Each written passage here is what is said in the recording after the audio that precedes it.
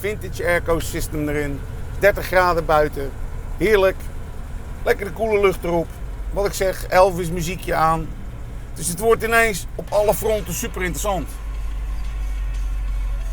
En toen hadden we telefoon, want de zaak gaat natuurlijk gewoon door. Automagic met Kees, goedemiddag. Goedemiddag, Erik. Goeiedag, hallo. Goeiedag, hallo. Hoi, kom het uit dat ik even gebeld? Bel ik gelegen? Ja hoor, vertel maar. Ja, nou, ik heb alleen een vraagje. Ik heb namelijk een auto gekocht die van jullie afkomt. Ja.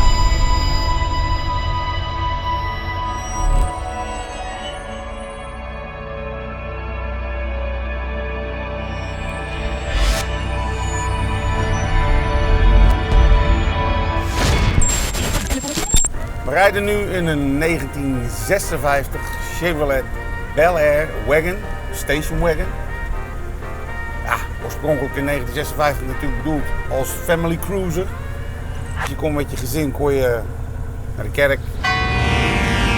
Gooi een surfplank op het dak en ga lekker met je kinderen naar het strand.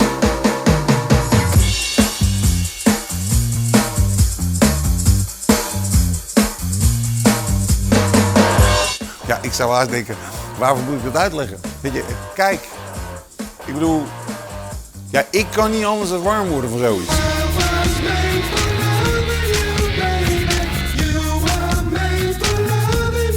Eigenlijk heel simpel, ik zeg kijk even mee.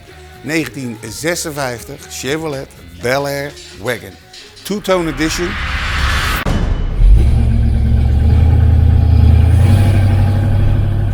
En in mijn optiek, maar dat is mijn persoonlijke voorkeur, een snoepje eerste klas.